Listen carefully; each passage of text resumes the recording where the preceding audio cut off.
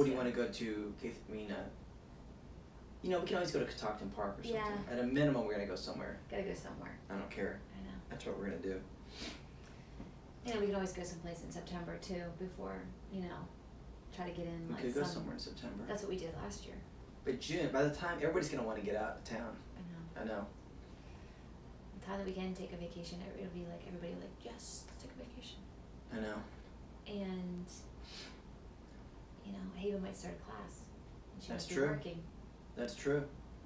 So it kind of changes everything. Our life is changing. Life is changing. Frederick County said that Thursday, it's mandatory that all businesses, when you go out to businesses, that you have to wear a mask. I have got to because of sew all the some shame, masks. you have to cover your head. It's a two-bagger. So, anyway, we should start. Okay. Okay. Yay! Hello, this is episode number 4, and we're coming to you live from my office. And we just want to connect and try to get together as often as possible. So it looks like Wednesdays at 2 o'clock works for us. Hopefully it works for you. If you're watching us live, hello. It's so good to be here and to connect. Yeah. So Yeah. this is Freda and I'm Justin. So this is our little armchair chat. I think we're a little relaxed today. This could be We're good. relaxed. This is, it could be good or it could be bad. we both were like, I don't feel like dressing up. Yeah, we're just sweatshirting it today. Yeah. So 2-day hair. I know. Yeah. We could be wearing masks. Anyway. So you actually had a good. We're gonna discuss something that Justin and I, when we get away, like go on a date or a date night. Yeah. Sometimes we discuss odd sermons that we could preach. So today we're gonna talk about one of them that we kind of began developing in the car, just to have fun. And so, why don't you set it up? What was the sermon idea? I watched. Did you watch it? I watched. We watched it some time ago. We watched it again, and then Yeah. there was a remake. The remake. It wasn't a remake. It was at number 2. So there's a movie that came out in 1972 called The Poseidon Adventure, and I'm a sucker for these kind of movies. I think in the late 60s and early 70s there was a lot of like disaster movies, or it was like a big thing. So The Poseidon Adventure, actually, I did this. I printed it up so I get it right. It was directed by Ronald Neame, produced by Irwin Allen, and based on a novel. And the cast was Gene Hackman, Ernest Borgnine, Jack Albertson, Shelley Winters, and Red Buttons. And basically, it's like this: the Poseidon is going on its last voyage, and It's basically like a cruise ship. It's a cruise ship, Yeah. and a kind of Titanic-ish, and an underground landslide and a tsunami comes and it destroys it, and it flips the ship upside down, and it's about the story of 5, 6, 7, 8, 10 people getting out of it. And because it's upside down, they're all going towards the bottom, which is really the top, which is just, their theory is it's thinner at this one side. Anyway, it's one of these classic movies that was received well. I think somebody got an Academy Award for something, and a Globe something. Somebody got good things. So, and it's kind of like a little bit of a classic. So I watched it. They made a remake of it, and It was horrible. and it wasn't. Who was that guy who was in it? What's that guy's name?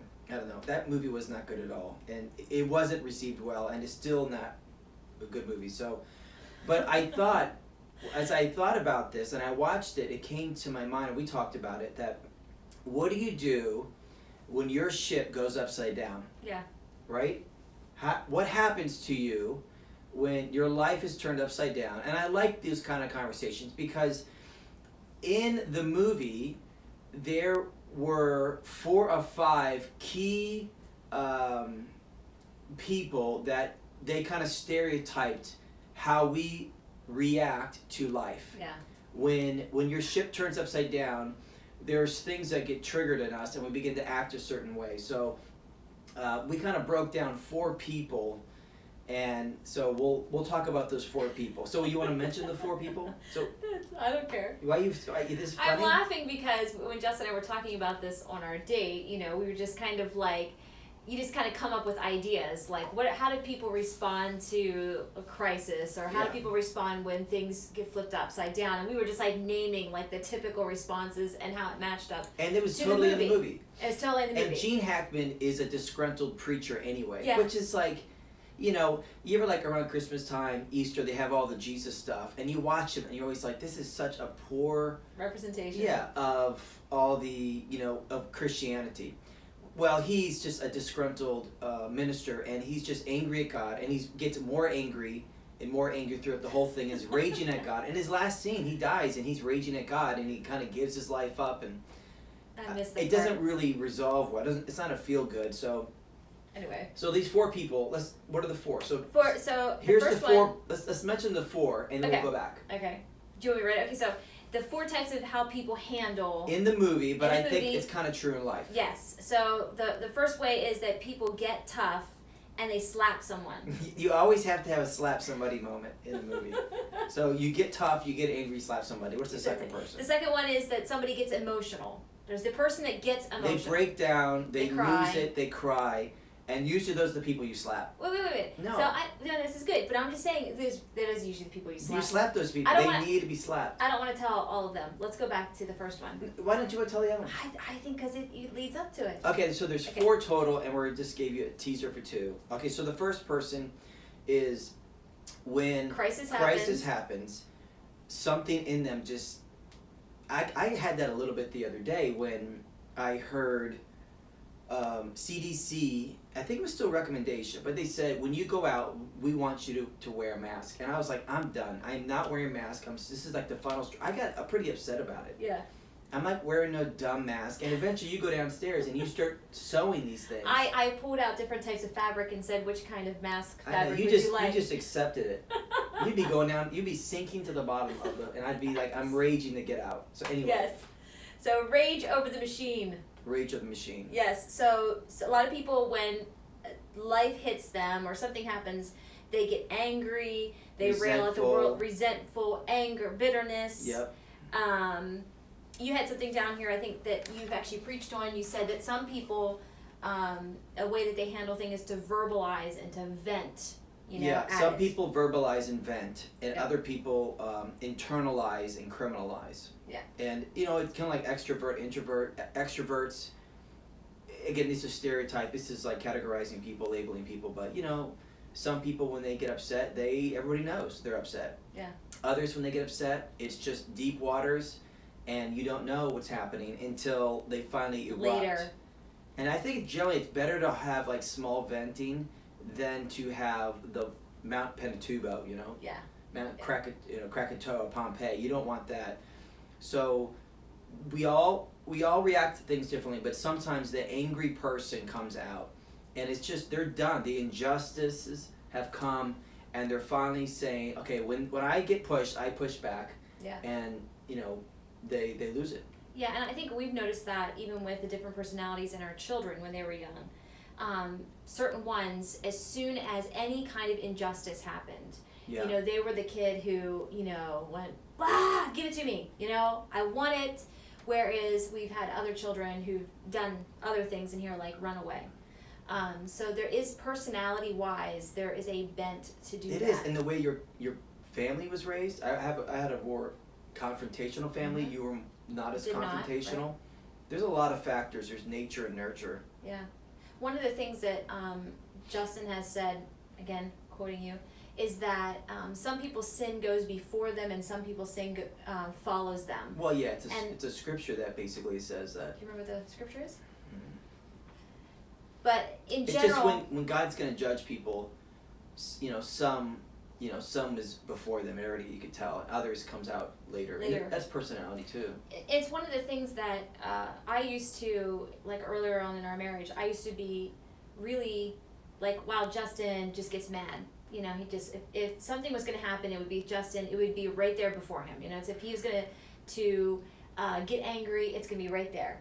And I didn't realize till later when the Lord started to deal with me that my sin in situations was I internalized it, and I criminalized and I judged internally, and things I had to go back then and forgive and repent for Yeah. because I didn't realize at the time. I might not have said anything, but I stuffed it and I made judgments from it. So it is a little good. It's good.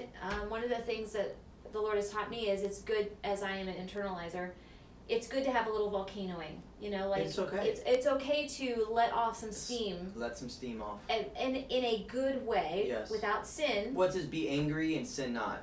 And the whole context of that in Ephesians 4 is community. Like you're helping one another to like, I'm really angry, and it's okay to be angry. It's okay to talk about it. You just don't want to sin. You don't want to hurt people. Mm-hmm. You know, it's okay to be honest and say, I'm really struggling in X, Y, and Z. Yeah. I mean, if you have a little bit of a volcano coming out, it makes beautiful islands like Hawaii. Honey, that is You know? that's a meme. That's a quote. But for me, who didn't like ever getting angry, it taught me actually to get angry in a healthy way and to let things flourish from that. So, you know, okay, a biblical example of this would be Peter, who's always getting mad at the injustice going around. He is. He stands up. He cut off. Jesus is being arrested. That's wrong. It's injustice. It's injustice. And he does what? He cuts off the soldier's ear. Yeah, the priest's servant's ear, and he cuts it off, and he just says, "Bam! Not in my house. It's not gonna happen. It's my house." Yeah. So. Get tough and slap someone. Yeah, you get tough, slap someone, and so I was talking to somebody. I think I was driving somewhere to have breakfast, and I thought, when something, I don't like something, right? Instead of correcting it, I felt the Lord, I'm sure the Lord was in it. I said, instead of correct, connect, and that's helped me. Instead of saying something and like, no, this, because I'm easy to I can correct something, you know. I can say, let's fix it, get it on course. But instead of trying to correct it, try to connect with the person. Like, always try to separate the person from the problem. Easier said than done. So that you can really get to the heart of a person, not just try to conform somebody, but to really do more inward connection, because we all got issues. So I think that's a big part of it. Anyway, It's good. So you have three. And each one of these, it's get tough and slap someone, or get emotional or whatever. And then instead of getting tough and slap someone, you say, get Jesus. Get Jesus. So get Jesus, okay. One of the things that Jess and I have really this was already in our life, but because of taking some of Tony Stoltzfus' questions for Jesus and some of his workshops, it's really become a habit in our life that instead of a good way to connect with the Lord on anything is just simply going to the Lord and asking Jesus questions. So I pulled this, instead of getting angry at someone and slapping someone when there's crisis, and we tend to, that when crisis happens, we want to blame someone. Yeah. So instead of that, connecting with Jesus, get Jesus, and here's a great little question you can ask Jesus. Maybe we'll include this in some of the notes on our clip here. But a great question to ask Jesus is giving him your anger. Jesus, here's my anger at the injustice that I've experienced or that I'm seeing. What do you want me to give you in return? What do you want to give me in return? So an exchange, a divine exchange between, you give him I had your injustice, I had the anger of the situation. The feelings that have come up because of this, instead of taking action, you say, Jesus, I'm giving you those feelings, and you give me justice. Yeah. You help me there. That's good. I like that. So instead of getting tough, you get him. You get Jesus. You get Jesus. Okay. So the second one that we noticed in the Poseidon Adventure and the remake too was that there's usually a woman, because back then it was, these days you probably wouldn't find a woman getting all hysterical. They'd probably put on a man. But the woman in the story, they would do it. They would do that too. And the woman in the story gets all hysterical, and somebody does need to slap her, and so somebody that she stops. slaps her, and then she's better. Then she's better. It's the John Wayne way to do it. Please don't do that. Don't go there. So, but there is the side of things that when things get tough, crying releases emotion. Yeah, it's right? It's not getting emotional. We all get emotional. It's getting hyper emotional. Yeah. You're getting carried away with the moment. Hopelessness. And you're breaking down, and hopelessness, and just pretty much losing it. And in the movie, you slap somebody. It doesn't really work in life, but so instead of getting emotional. And some people do, like you were saying, they use it like a manipulation tool. Well, I think when we carry like I'm getting emotional to the extreme. It's manipulation. But it's Yeah. also, we advocate our responsibility Yes. to do anything about the situation. And that's what happens in the movies, is that the woman gets really emotional and the tough savior guy has to come in and shore her up. Yeah, they kind of balance to keep her moving. Exactly. Yeah. So, get emotional. Well, and I was thinking that in raising children, there's a book called The DQ Factor. And the DQ factor is the discipline quotient. Mm-hmm. And I think the author labeled, children and personalities, like some are They get angry. They're lions. Lions, maybe monkeys, lambs. So this is how do you discipline those? So like the lamb one, because one of our children could be like the lamb one, and they just begin to I can't do anything. I can't do anything, and a little bit of self-pity, and what they're getting too emotional, and they're using their emotions to get their way. Yeah. Versus kind of be more responsible. Yeah. And making a better decision. A powerful decision. A powerful decision. Yep. An example of this would be the man in John 5 who's been laying by the pool. Yeah, and he, Jesus heals him. No one can help me. No one can help me. Put me in the pool. No, it's others. Not enough Why time. can't they help me? What about me? And then Jesus brings healing, and then later Jesus finds him and he says, "Stop sinning." So something worse doesn't happen to you. In other words, there's probably a connection with that guy was really walking into self-pity. Yeah. And self-pity, feeling sorry for yourself, being a victim, can really open up your heart and door to just, you always become the victim. Yeah. Because you think you're the victim. And everything you think will happen against you will happen to you. You kind of it creates this effect in your life. And so getting hyper-emotional consistently as a pattern, it's not going to work. And it's not a victorious spirit. It's not an overcoming spirit. And it's not just overcome. It's I need to kind of pull my britches up, and with Jesus I can do this thing. So instead of getting emotional, you get Jesus. Get Jesus. Great one is that Jesus asking him, Jesus experienced the cruelness of the world. He had anybody could have got emotional. Yes. It could have been Jesus. And then he also had the same experience of what it's like in heaven, the taste of comfort in heaven. So what is it like for you, Jesus? Can you identify with my emotions? Is a good. He knows. He knows. So is it then, when you're getting emotional, hyper emotional consistently, and maybe even people they kind of roll their eyes at you and other things, is there something like, how do you get the comfort of heaven? Yeah. Not just looking for the comfort of people. Yeah. Because you need comfort from people, but when it becomes this have to thing, you're the victim, then there's a rescuer, and you're always the victim, and somebody always has to help you. How do you break that? Yeah. I mean, heaven can comfort you, because only heaven knows. Jesus was the high priest who actually knows in Hebrews, he knows what it's like. He knows what it's to struggle. Yeah. And heaven comforted him.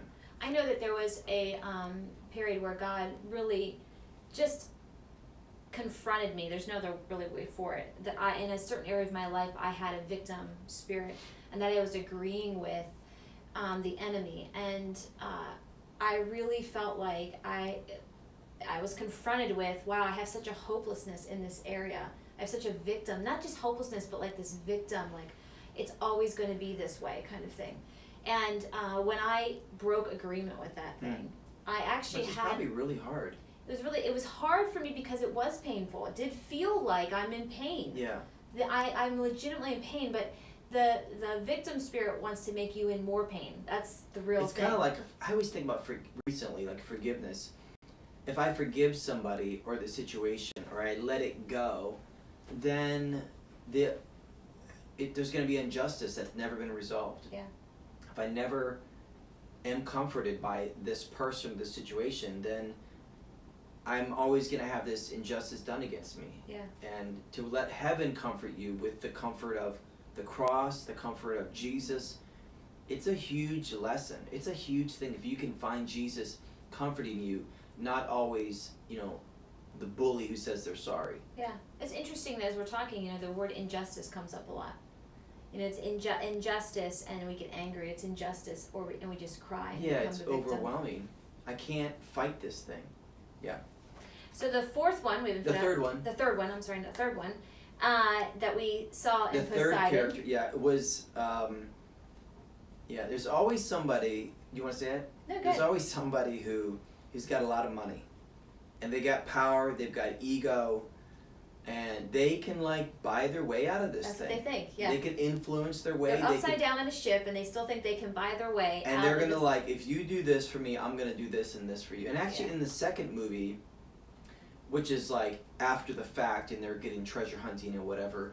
Oh man, who's that guy in that movie? I need somebody to look that up for me. So, basically, this guy says, I have all this money, and if you guys get me out of here, I'm gonna each buy you all this stuff. He actually was that guy in there.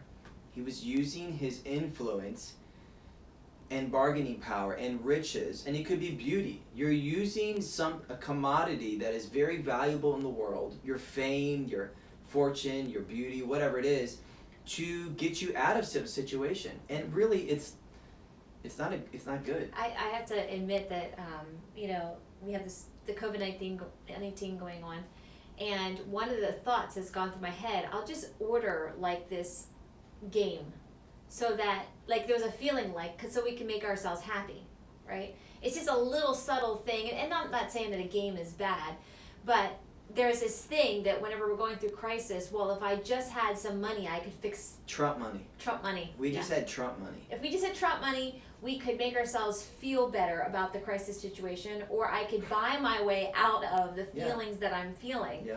You know? But if you're doing that, you're usually stepping over the real issues that are going on. Yeah, you're trying to deny reality. And it is hard. You're trying to buy reality. Mm-hmm. You're trying to deny it. You're trying to sidestep it. You're above it. You don't have to deal with it. You don't have to get too connected to it. You're just telling people what to do. And it really is, it's kind of a greed thing that really people hate in the world. When you can tell when somebody is using their fortune, their power to manipulate a situation, and it's just within the legal bounds, and you're like, I don't like that guy. Yeah. You don't like that guy. Yeah. It's just something, and it's usually those people like in the movie that probably die. You know, like the guy, the woman who gets slapped, they're not going to die usually because, you know, they're kind of a victim. You're going to help them.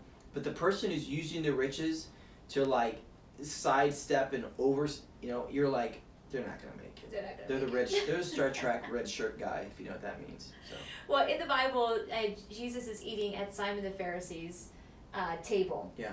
And, you know, the woman comes and she breaks the jar all over his feet and washes his feet with her hair. Yeah. And Jesus, knowing what Simon is looking on doing, you know, basically says to Simon, you know, you invited me to your house, but you never gave me anything to wash my feet, which was custom. You never kissed me on the cheek. You never anointed me with oil, right? He's basically saying, you think that you can just kind of half-heartedly give me something and it's going to buy your way into the experience. But this woman who's given me everything is getting the experience of a lifetime. She will be remembered. And I think there's this thing of like, I think even just in America, it can just be so easy for us just to use our money, even if we are poor, to find a way to please ourselves or to please our family instead of going to the Lord for it when we're in crisis. It's easy to label the wealthy people, but it's the same spirit with somebody who has nothing. You're still, you're looking to something instead of looking to Jesus. Yeah, and we can make it all nice and kosher and say, oh, we're looking to Jesus, I'm just doing this for my family, but there's like this yucky thing that goes on inside of us that we're turning to money to soothe us in a situation instead of, it might not get us out of it, but at least we'll feel a bit better. Yeah. So instead of getting out your wallet, you can get Jesus. I think when we are trying to use money, we're trying to satisfy a desire that's in us. So instead of going towards money to do something, it's asking Jesus. Well, that money is giving you something. It's giving you something. It's giving you relief. It's giving you comfort. And how can you look to the Lord in that to give you what you're looking for instead of that thing, which is a little bit form of idolatry. Yeah, so it's instead asking Jesus, here's something that I deeply desire that I haven't had the courage to ask you for. Identifying what is it that I'm looking for. Am I looking for security? Am I looking for happiness? Am I looking for, sometimes I've come to the Lord and say, God, I really want this thing, but it actually, because I'm bringing it to Jesus, I can actually have a good conversation with him about even wanting this physical thing. And it takes away the grip or the addiction, the need. I need it. There's things like I need. It turns into something that it shouldn't have. Yeah. It just turns, like the new thing turns into the new thing, and you're just altered. Yeah. And when it doesn't mean maybe something doesn't happen, but it doesn't give to you because Jesus is giving to you. Yeah. And it doesn't own you. Kind of like you're owning it, it's not owning you. Yeah. I know a number of years ago, I think our youngest would have been about a year old. You had just taken over at the church's lead pastor, had just stepped into that position. The church was going through a rough time. Mm-hmm. We did not have very much money, and things at church were rough. So I remember many a week, and this is before God ever began to deal with me on really turning to money, I remember thinking, praying, particularly certain weeks when I was discouraged, Lord, if you would just make a breakthrough at church, if you would just, add more people to the church, because there wasn't very many people coming, if you just add more people to church, or if you gave me money, so that I could go out to eat or something like that, I would be happy either way. And so really coming back and going, wow, both of those things, I'm trying to satisfy that whatever else was going on inside of me. I didn't feel bad saying it at that time because I didn't even know. No, you don't. So, you don't know. Okay, number 4. Last one is the person. What do you do when your ship goes upside down? You get tough and slap someone, or you get Jesus. You get emotional, hyper emotional, or you get Jesus. You get your wallet out and you bargain and you manipulate that. Or the 4th one is you get the facts. You get the facts. You figure out the information. Yep, you can become very logical, very clinical, very reasonable, very rational minded, very natural thinking, and you're going to solve this thing, and it's solvable. And I'm going to search the internet, and I'm going to figure out what I need to do to keep my family safe. Yep. You're not really getting too emotional. Yep. You're not engaging the heart that much. Yep. You're controlling yourself. You're putting everything in a nice box. This is a problem. We can solve it. We can solve this. And it becomes like a robotic thing. Yeah. Yeah, and it's like... And the Poseidon Adventure, isn't it like there's a guy there and he's trying to figure out, it's usually he grabs the map off the wall. Yeah, yep. And it's just getting all the information, and it's like, it's kind of like you could slow down too much. I don't know, there's a mix of that one to me, but it's kind of like you're just leaning on what you can do and leaning on your facts, and it's more knowledge based than power based.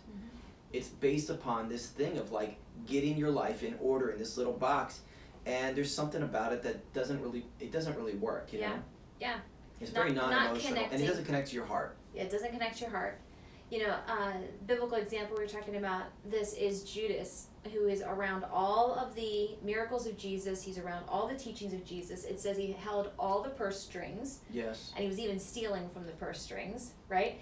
And all the facts that he saw do not line up for Jesus to go the direction that he wants. They go to the cross. He thinks Jesus is not making this thing happen, so I've got to make it happen. It's one of the theories, I think that's a thing that happens is that we are like, I'm going to get all the facts because I can control the situation and make it turn out the way that I want it to go. And I think in the Poseidon Adventure, if I remember correctly, it's that guy who leads the second group off into where it lands. He doesn't like this other guy. He doesn't like this other guy. And he says, no, I know the facts. And they usually end up dying. Yes, they do. Yes. If you've ever watched that one. They do. And it kind of reminds me of, there's a show, it's Dragnet, and the guy would say, just the facts, ma'am, just the facts. And there's a lot more than facts in life. There's a lot more than just your natural cognitive process, because that's a cold world. It's a cold world. It's the tree of knowledge and good and evil. Yeah. And it's not all bad, you're right. There is good, anytime we eat of that first rather than the tree of life, we're gonna be going astray. He We're will, not because gonna God wants to get give ready you to go. life. He wants to give you like abundance. He wants to have you. There's a heavenly connection, and it becomes all us in what we know and what we can do. It becomes a cold place. It does. So the opposite of getting the facts is to get Jesus and asking him, Jesus, how do you feel when I come knocking at your door? So instead of knocking on the door of, Fox News, CNN, whatever you're listening to, knock, knock, knock, Jesus, how do you feel when I knock at the door and ask you what you're saying about this crisis? Yeah, because I think a lot of times you don't need all the facts. You just need, it sounds so simplistic. You just need the Lord to help you. Yeah. And if you know how to connect with the Lord, which is probably the biggest key to all these things, because they're just points on a paper unless you have the keys to, like, how do I slow down? You recognize your behavior. You recognize what you're doing. You say, this isn't working for me. And Jesus, first of all, Jesus, help me. Help me connect with you. Help me, what am I trying to get from this thing? And help you give that to me so that I'm in a healthier place. Because Jesus said, I never want to leave you or forsake you. I'm always going to remain with you. I'm always going to be with you. And there's something powerful to that. Yeah. He looks at the world and it's dead. And he says, you need life. You need life. So as we're kind of ending this, I think a lot of times people hear, you or I say, well, God told me this or God told me that. Or I heard God say this or, this. So, and they can think, oh, that's just like the audible voice of God in your ear, Yes, right? which it isn't. Which it isn't. No, most of the time it's not. Okay, and they can think that you've spent an hour in prayer before you got an answer from the Lord, No. right? 2 hours. 2 hours prayer. What are you doing, sleeping? So I guess I think it's good to, and we didn't rehearse this or anything like that, and he doesn't even know I'm going to do this, but I think it's good just How to do we hear from the Lord? Yeah, just ask the Lord these questions in front of camera. This is up the ante a We little have bit. time? We have. That's the point. We don't have Can time. you hear from the Lord In a couple seconds. in a couple seconds? Sure. Okay, so should Am I? Which one do you want to go first? Do you want to ask me the question that I asked Jesus first, or do you want to go That's first? fine. I'll ask you, then you can ask me one. Okay, ready? Okay. Let's see what's where you're at. Okay. As Jesus, basically you experienced a cruel world and you tasted the comfort of heaven. Mm-hmm. What was it like for you to experience the comfort of heaven on earth? Jesus, what was it like for you to experience the comfort of heaven on earth?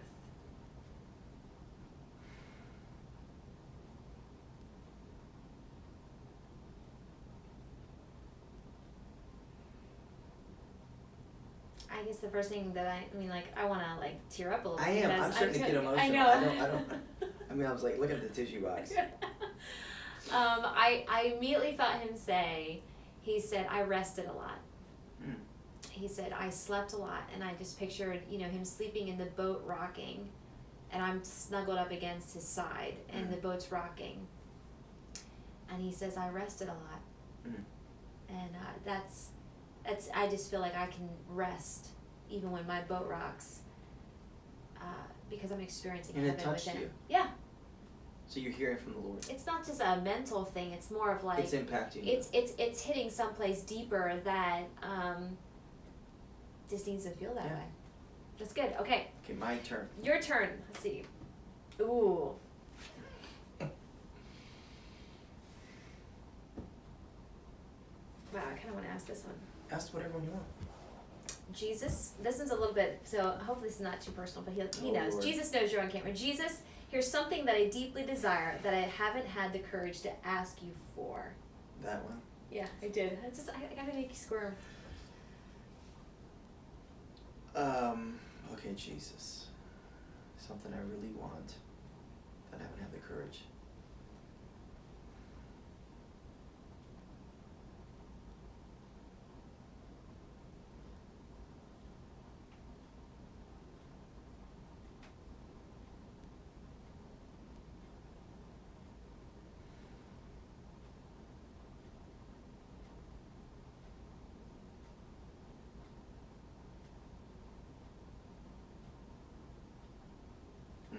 So, for some reason, I have something in my mind.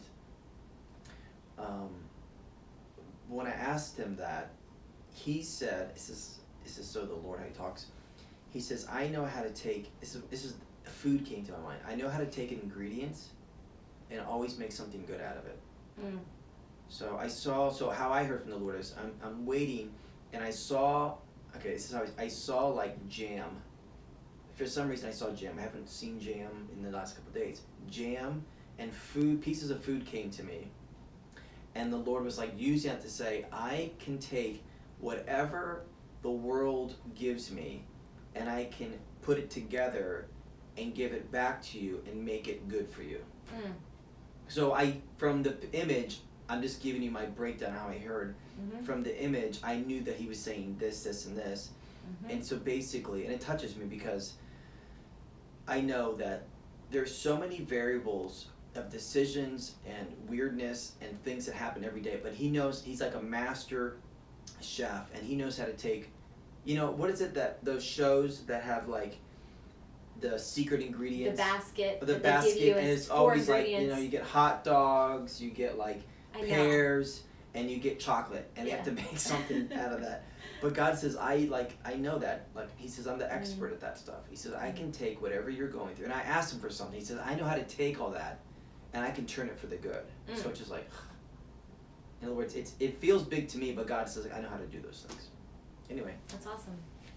Let's just close in prayer. Yeah, go ahead. Okay. Lord, you know how to take all wrong things and make them right. And so, Lord, I'm simply asking that in every single person's life that is viewing this, you would take all the ingredients and turn it into the best meal ever for them to eat.